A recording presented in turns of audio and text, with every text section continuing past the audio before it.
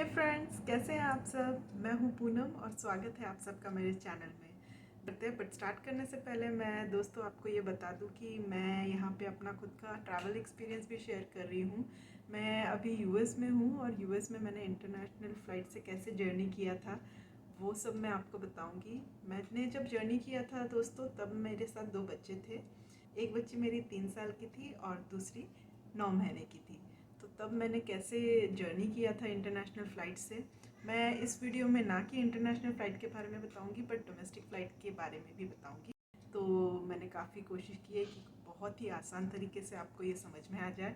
तो प्लीज़ मेरा वीडियो पूरा देखिए और लाइक, कमेंट और शेयर कीजिए आपके फ्रेंड्स के साथ। तो चलिए आगे बढ़ते हैं हमारे वीडियो के साथ। चलिए दोस्तों, तो यहाँ हम देखते हैं कि मैंने कैसे ट्रैवल किया था। मेरा सोर्स एयरपोर्ट जो था वो पुणे से था, बट मेरी ये फ़्लाइट डोमेस्टिक थी, मतलब विद इन अ कंट्री मैं ट्रैवल कर रही थी। तो पुणे से मेरा नेक्स्ट डेस्टिनेशन था दिल्ली, और दिल्ली के बाद मुझे यूएस जाना था। तो चलिए देखते हैं यहाँ पे क्या प्रोसेस हुआ था। देखिए, आप कोई भी एयरपोर्ट में पहले जाते हैं तो आपके साथ आपके बहुत सारे बैग्स रहते हैं। तो आप सबसे पहले तो काम कीजिए कि वो बैग्स को एक कार्ट में अरेंज कर लीजिए अच्छे से, और ऐसे अरेंज कीजिए कि देखिए, चेक इन आपको करना रहता है तो चेक इन बैग आप इजीली निकाल पाए उस हिसाब से आप रख दीजिए। और यहाँ पे दोस्तों आपको आपका ई टिकट, आपका पासपोर्ट और कोई आईडी कार्ड आपके साथ रखना है ताकि आपको एयरपोर्ट के अंदर एंट्री मिल सके। तो यहाँ पे दोस्तों आपको ये सब चीज़ें अरेंज करके रखिए। अगर आपके साथ बच्चे है तो बच्चों का भी आपके साथ रखिए। तो ये सब चीज़ें आप चेक कराने के बाद आपको वेरिफिकेशन हो जाता है और आप एंट्री कर लेते हैं एयरपोर्ट में। ठीक है, तो एयरपोर्ट में जाने के बाद आप अभी ये जो आपके साथ कार्ट वगैरह रहते हैं वो अगर आप मूव नहीं कर पा रहे हैं अकेले, तो आप वहाँ पे देखिए एयरपोर्ट में बहुत सारी जगह पे हेल्प डेस्क रहते हैं और हेल्पर्स भी मिल जाएंगे आपको रिस्पेक्टिव फ्लाइट्स के। तो आप उनकी मदद ले लीजिए और फिर आप आपका आगे का प्रोसेस इजीली कर सकते हैं। ठीक है दोस्तों, यहाँ प्रोसीड करने से पहले मैं आपको एक बात क्लियर करती हूँ कि देखिए, आपको यहाँ पे ना दो बैग के टाइप्स मेंटेन करने रहते हैं। इजी, आपका ये प्रोसेस इजी हो जाए या जो भी जर्नी है वो इजी रहने के लिए ये आपको मेंटेन करना रहता है। जैसे कि यहाँ पे टाइप से देखिए, कैबिन बैग और चेक इन बैग। तो कैबिन बैग ये बैग रहते हैं जो कि आप अपने साथ रखते हो थ्रू आउट द ट्रैवल, और चेक इन बैग ये टाइप है कि जिसमें ज़्यादा वेट आपको अलाउड रहता है, और ऑब्वियसली वेट की वजह से आप उसे कैरी नहीं कर सकते हो। तो वो आपको फाइनल आपके पोर्ट ऑफ एंट्री वो क्या होता है मैं बताऊंगी आगे, या फिर आपका जो डेस्टिनेशन है वहाँ पे मिल जाता है। तो ठीक है दोस्तों, तो ये एक पॉइंट है। अभी हम देखते हैं कि कैबिन बैग जो है उसको डिटेल में देखते हैं, उसके बाद चेक इन बैग क्या है उसको भी डिटेल में देखते हैं। तो दोस्तों यहाँ पे देखिए, कैबिन बैग जो है उसमें एक बैग में आप 8 kg तक वेट पर टिकट के हिसाब से आप लेके जा सकते हैं। ठीक है, तो 2 टिकट है तो वैसे आप दो 8 kg के बैग रख सकते हैं। तो उस हिसाब से आप जितने टिकट्स होंगे उस हिसाब से आपके बैग रहेंगे। बट मैं अभी यहाँ पे आपको जो भी एक्सप्लेन करूंगी बैग्स के वेट के बारे में वो सब आपको पर टिकट के हिसाब से 1 टिकट के लिए मैं बता रही हूँ। ठीक है, तो कैबिन बैग में आपको एक बैग अलाउड रहेगा जो कि 8 kg का आप लेके जा सकते हैं।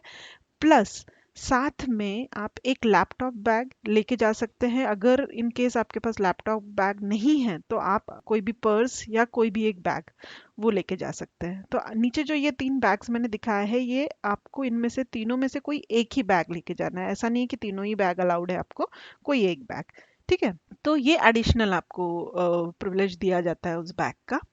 अब नेक्स्ट है कि मैं बता देती हूँ कि कैबिन बैग में क्या चीज़ अलाउड है, आप कैसे लेके जाइए। ठीक है, तो देखिए, बहुत बार ऐसा होता है कि आपको टॉयलेटरीज, आफ्टर शेव्स, परफ्यूम्स और कॉस्मेटिक्स जो है ये चीज़ें आपको कभी ट्रैवल में लगती है। बट ये भी अलाउड तब है कि आपका ये इसका जो प्रपोर्शन है वो 100 ml से ज़्यादा नहीं होना चाहिए, और ये यूजुअली कुछ लिक्विड फॉर्म में रहते हैं।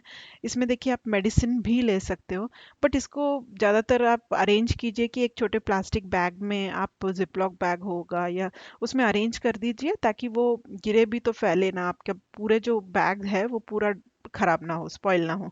ठीक है, तो इस तरीके से आप उसे अरेंज कीजिए। बिलो 100 ml तक का ही क्वांटिटी उसमें रखिए। और अभी हम नेक्स्ट देखते हैं कि चेक इन बैग क्या होता है। ठीक है, चेक इन बैग में देखिए, पर टिकट में आपको 2 बैग्स 24 kg के अलाउड करेंगे। ठीक है, मतलब 1 बैग आपका 24 केजी का, सेकंड भी 24 केजी का, ऐसा अलाउड रहता है पर टिकट। ठीक है, तो यहाँ पे दोस्तों ध्यान रखिए कि बहुत बार क्या होता है, हमारे घर का जो स्केल है और एयरपोर्ट का स्केल है थोड़ा वेरिएशन दे देता है, आधा केजी, 1 केजी इतना। तो सेफ्टी साइड में रहिए कि आप आपका जो लिमिट है वो थोड़ा 1 केजी लेस ही रखिए, ताकि आपको एयरपोर्ट में कोई प्रॉब्लम ना हो। ठीक है दोस्तों, तो ये बात ध्यान रखिए। अभी देखिए चेक इन बैग में क्या चीज़ें अलाउड है वो मैं बताती हूँ, और कौन सी चीज़ें आपको परमिसिबल नहीं है।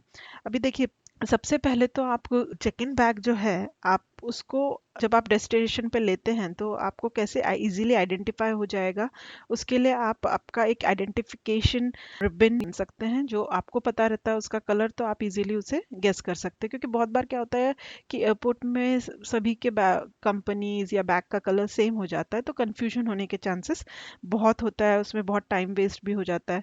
तो ये सब चीज़ें आपको हेल्प करेगी, आपका टाइम भी बचाएगी।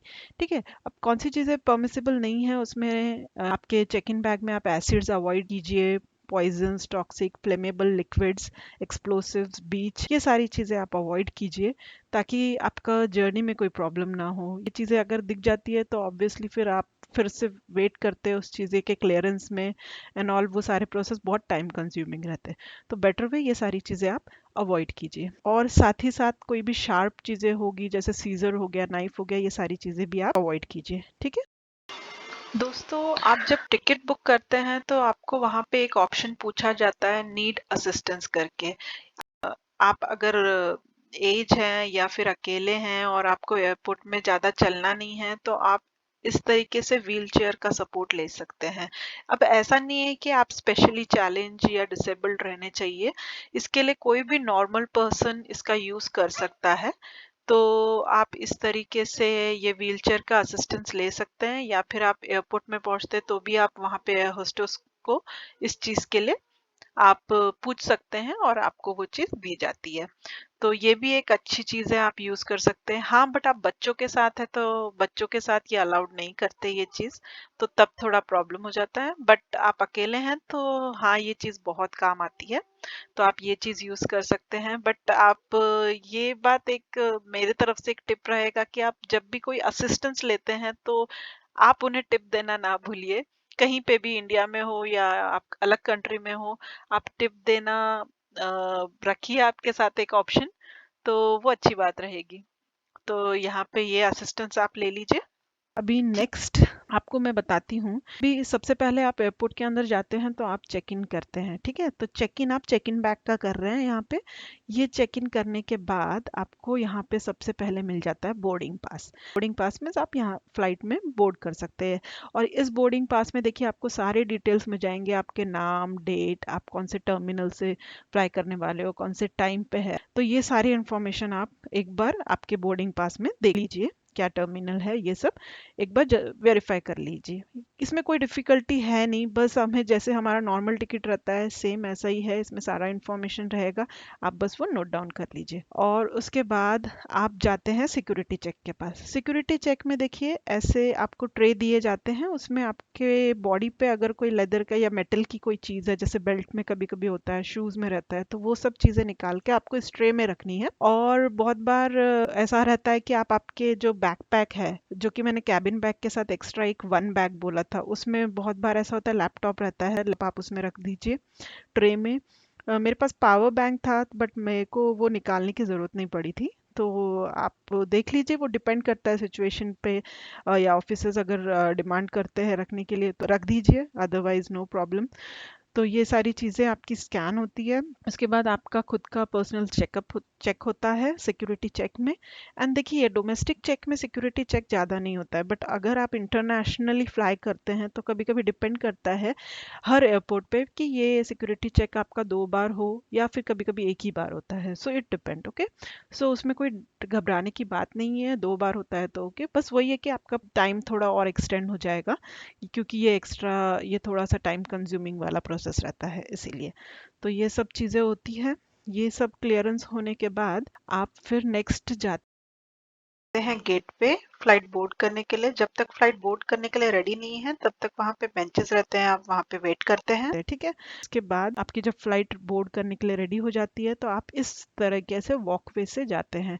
देखिए ये टनल जैसा एक वॉकवे रहता है जिससे आप आपका बैग वगैरह इजीली लेके जा सकते हैं इस टाइप में। यहाँ पे आप आ गए, मतलब आप सीधा आप बोर्ड कर रहे हैं फ्लाइट में एंड फिर आप बैठ के आपका जर्नी यहाँ से स्टार्ट हो जाता है। तो दोस्तों इसके बाद देखिए मैं यहाँ से पुणे से मैं पहुँच गई थी दिल्ली, ठीक है। तो अभी दोस्तों इमिग्रेशन यहाँ पे आप देख रहे होंगे। आप अगर डोमेस्टिक फ्लाइट में हैं, आपका डेस्टिनेशन ही दिल्ली है, तो आप यहाँ पे देखिए, यहाँ पे जो लगेज बेल्ट है, यहाँ पे आपके लगेजेस आ जाते हैं और जो चेक इन किया रहता है वो लगेज यहाँ पे आ जाएंगे। आप आपके लगेज ले लीजिए कार्ट में एंड अगेन आप एग्जिट कर लेते हैं एयरपोर्ट से, ठीक है। मतलब आप डोमेस्टिक फ्लाइट से आपके डोमेस्टिक डेस्टिनेशन पे पहुंच गए। बट अभी बात हम कर रहे हैं हमारी इंटरनेशनल जर्नी की, ठीक है। जो मेरा एक्सपीरियंस था वो मैं बात कर रही हूँ, तो मैं वो बताती हूँ आपको। तो इसके बाद मेरा क्या प्रोसेस था।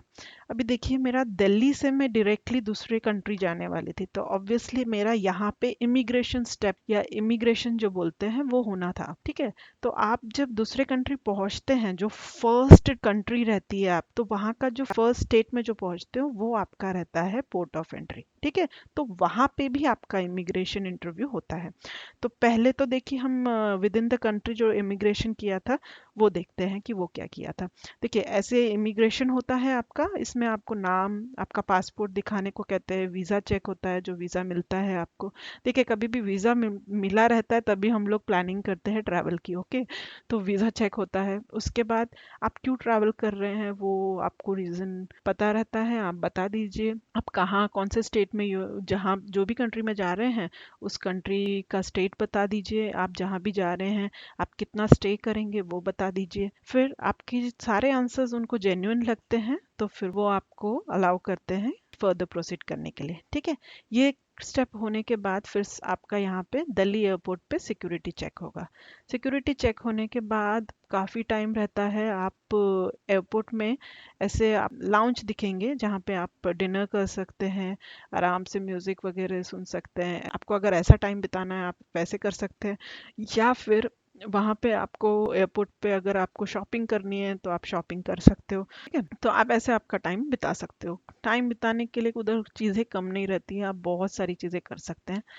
अगर आप वहाँ पे शॉपिंग नहीं करना चाहते हो या वैसा टाइम नहीं है, आपको बैठना है, तो आप सिटिंग अरेंजमेंट भी रहती है। सिटिंग अरेंजमेंट होती है, आप बैठ जाइए, वॉशरूम यूज़ कर लीजिए, आपको खाना खाना है वैसे कर लीजिए। तो ये सब होने के बाद फिर आप जाते हैं सिक्योरिटी चेक। यहाँ पे देखिए दिल्ली एयरपोर्ट में मुझे 2 बार सिक्योरिटी चेक करना था। इनिशियली आप नोटिस करेंगे अभी तो मेरा सिक्योरिटी चेक हुआ ही था, बट काफ़ी वेट के बाद 2-3 घंटे का वेटिंग होता है यूजुअली। वो डिपेंड करता है फ्लाइट कौन से टाइम पे है। तो वो होने के बाद फिर से मेरा सिक्योरिटी चेक होता है। मेरे ख्याल से यहाँ पे इसलिए रखा होगा कि बहुत लोग शॉपिंग करते हैं, या for this reason I think यहाँ फिर से सिक्योरिटी चेक करते हैं ये लोग। ये डिपेंड करता है कौन सा एयरपोर्ट है। और उसके बाद आप फिर सब ठीक रहता है, चेकिंग हो बाद आप जाते हैं गेट पे फ्लाइट बोर्ड करने के लिए। जब तक फ्लाइट बोर्ड करने के लिए रेडी नहीं है तब तक वहाँ पे बेंचेस रहते हैं, आप वहाँ पे वेट करते हैं करना है। फिर जब सब कुछ रेडी हो जाता है तो वो आप लोगों को बोर्ड करने के लिए अलाउ कर देते हैं, ठीक है। तो वैसे ही सिमिलरली वॉकवे थ्रू आप बोर्ड करते हैं आपके फ्लाइट में एंड अगेन ये फ्लाइट बोर्ड होती है। तो ये इमिग्रेशन फॉर्म है जो आपको फ्लाइट में मिलता है। कब, जब आप अराइव करने से थोड़ी देर पहले, मतलब आधा घंटा या 45 मिनट्स पहले आपको ये फॉर्म मिल जाता है। आपको ये फॉर्म फिलअप करना है और आपके पास कितना डॉलर का या कितने अमाउंट का आपके पास गुड्स है वो आपको मेंशन करना रहता है। बस यही फॉर्म आपको जब आप अराइव करते हो पोर्ट ऑफ एंट्री में तब आपको ये फॉर्म इमिग्रेशन इंटरव्यू के टाइम सबमिट करना रहता है। तो मैं दिल्ली से पहुंच गई थी शिकागो, जो कि मेरा पोर्ट ऑफ एंट्री था, शिकागो यूएसए का, ठीक है। तो यहाँ ये काफ़ी लंबी फ्लाइट रहती है, बट दोस्तों बिल्कुल आप फिक्र मत कीजिए, बहुत आराम से ये जर्नी होती है। खाने पीने की सारी व्यवस्था रहती है। आप आपको टॉयलेट या वॉशरूम यूज़ करना है उसके लिए कोई प्रॉब्लम नहीं होता है। सो हाँ, बस थोड़े छोटे रहते हैं कंपेयर टू हमारे घर से। तो अभी देखिए शिकागो मैं पहुंच गई थी। अभी देखिए मैंने आपको कहा कि दिल्ली से भी मैंने इमिग्रेशन दिया था, अब मेरा पोर्ट ऑफ एंट्री था शिकागो। यहाँ से भी मुझे मुझे यहाँ पे भी इमिग्रेशन देना था। ठीक है, तो यहाँ पे सिमिलरली नेम मेरे से पूछा गया, पासपोर्ट दिखाया, देन वीज़ा चेक हुआ, और क्यों ट्रैवल कर रहे हैं और कौन से स्टेट जा रहे हैं, और सबसे मेनली उनका फोकस रहता है कि आप कौन से लोकेशन जा रहे हो, जिस भी स्टेट में जा रहे हो। तो बेटर वे अगर आपको याद नहीं है या इसीलिए आप एक काम कीजिए, एक पेपर में आपका एक वो जो जाने वाला एड्रेस है वो लिख के रखिए ताकि आपको इजी रहे। ठीक है, वो आप दिखा दीजिए और उसके बाद आपको सारे क्वेश्चंस उनको जेन्युइन लगते हैं तो वो अलाउ कर देते हैं। अभी दोस्तों यहाँ पे एक बात ध्यान रखिए। बहुत लोगों का ऐसा होता है कि शिकागो अगर डेस्टिनेशन है तो यहाँ पे उनको क्या करना है, इमिग्रेशन देना है फर्स्ट। तो इमिग्रेशन के बाद वो बैग्स ले लेंगे और फिर एग्जिट कर लेंगे उधर से। तो उसके बाद फर्दर आप आपके घर चले जाइए। बट यहाँ पे दोस्तों मेरा केस ऐसा नहीं था। मेरा शिकागो जो प्लेस था वो पोर्ट ऑफ एंट्री था, इसीलिए मेरा जो फर्स्ट एंट्री था यूएसए का वहाँ पे, इसीलिए मुझे इमिग्रेशन इंटरव्यू देना था। ठीक है, बट उसके बाद स्टेट के सेंट लुइस सिटी में, यहाँ पे मुझे जाना था जो कि अलग स्टेट था। तो ऑब्वियसली अब मैं एक कंट्री में आ गई हूँ, अभी विद इन अ कंट्री मुझे ट्रैवल करना था, सेम कंट्री में मुझे अलग जगह जाना था, अलग स्टेट में। तो अब यहाँ पे मुझे डोमेस्टिक फ्लाइट लेनी थी। तो देखिए यहाँ पे मैंने ये केस इसके लिए बोला, जिन्हें शिकागो में ही जाना है डेस्टिनेशन, वो बैग ले लेंगे और एग्जिट कर लेंगे। बट अभी अगर मेरा केस देखें तो मैंने यहाँ पे बैग तो लेना है मुझे, क्योंकि मुझे पोर्ट ऑफ एंट्री में मेरे बैग्स आ गए। अभी वापस मुझे इसको रीचेक इन कराना था क्योंकि मुझे वापस मेरी फ्लाइट थी। तो अभी मैं डोमेस्टिक, देखिए कैसा रहता है, इंटरनेशनल टर्मिनल और डोमेस्टिक टर्मिनल ये थोड़े डिस्टेंस पे रहते हैं। तो इसीलिए आपको एक जगह से दूसरी जगह जाना रहता है। तो आप ये एक जगह से दूसरी जगह कैसे जाते हैं, वहाँ पे एयरपोर्ट के बसेस प्रोवाइड किए रहते हैं जिसे वहाँ पे शटल कहते हैं। ठीक है, तो दोस्तों अभी यहाँ पे आप देखिए मैंने लगेज बेल्ट से सामान लिया। ऑब्वियसली चेक इन बैग्स तो ज़्यादा थे, तो फिर ये बैग्स हम लोग इजी कैरी नहीं कर सकते हैं, तो हम लोग हेल्पर्स की मदद वहाँ ले सकते हैं। वहाँ पे देखिए कंपलसरी आपको एक बैग के लिए $7 to $10 देना रहता है। तो वो आप पकड़ के ही चलिए कि आप उसके लिए प्रिपेयर रहिए, उतने पैसे आप आपके पास रखिए ताकि आप उन्हें दे सकें। तो उस हिसाब से आप आपके बैग्स ले लीजिए कार्ट में। वो हेल्पर आपके साथ रहता है, आपको आप बता दीजिए जो भी प्रोसेस है, आपको क्या करना है, कैसे जाना है। आपका टर्मिनल ध्यान रखिए कि कौन से टर्मिनल पे रहेगा नेक्स्ट। बट ये आपको अभी पता नहीं चलेगा, अभी चेक इन करोगे तब आपको बोर्डिंग पास मिलेगा नेक्स्ट इसके लिए, डेस्टिनेशन के लिए। इनिशियल केस में देखिए कैसा था, मुझे पुणे से ही मुझे शिकागो का मिल गया था। तो डायरेक्टली था, तो मुझे दिल्ली में बोर्डिंग पास लेने की ज़रूरत नहीं पड़ी थी। ठीक है, बट मेरा शिकागो तक था, तो मेरा शिकागो के बाद के लिए मेरे पास बोर्डिंग पास नहीं है, तो ऑब्वियसली मैं यहाँ पे रीचेकिंग करूँगी और मुझे बोर्डिंग पास मिलने वाला था यहाँ पे। तो यहाँ पे देखिए बैग ले लिया हेल्पर्स की मदद से, उन्होंने मुझे चेक इन के काउंटर में लेके गए, मेरा बैग चेकिंग कराया। चेकिंग कराने के बाद मुझे बोर्डिंग पास मिला मेरा नेक्स्ट डेस्टिनेशन के लिए, जो डोमेस्टिक फ़्लाइट था सेंट लुई के लिए, वहाँ के लिए। तो मैंने मेरा बोर्डिंग पास लिया, टर्मिनल देखा, उसके बाद शट हर टर्मिनल के हिसाब से शटल आते हैं। देखिए इसे बोर्डिंग पास मिल गया। अब ऐसे शटल्स रहते हैं जो आते हैं, टर्मिनल के हिसाब से आप शटल ले लीजिए वहाँ पे। वो शटल विद इन 2-3 मिनट्स आपका आपका टर्मिनल पे पहुंचा देते हैं। फिर अगेन उस टर्मिनल पे जाके आपको सिक्योरिटी चेक करना है। सिक्योरिटी चेक करने के बाद आप जाते हैं गेट पे फ्लाइट बोर्ड करने के लिए। जब तक फ्लाइट बोर्ड करने के लिए रेडी नहीं है तब तक वहाँ पे बेंचेस रहते हैं, आप वहाँ पे वेट उसके करते बाद हैं। जब बोर्डिंग स्टार्ट हो जाता है तब आप walk way through flight board कर लेते हैं।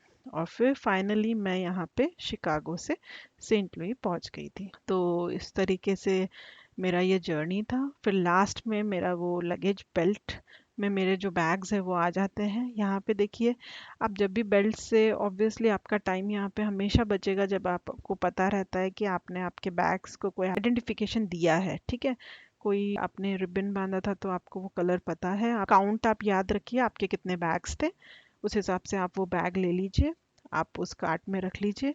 एंड देन आप वहाँ से एग्ज़िट कर लेते हैं। ठीक है, इसमें एक चीज़ मैं बताऊंगी दोस्तों कि अगर इन केस आपका एक या दो बैग मिस हो गए या वहाँ पे आए नहीं टाइम पे, तो आप कितना देर वेट करेंगे ऑब्वियसली।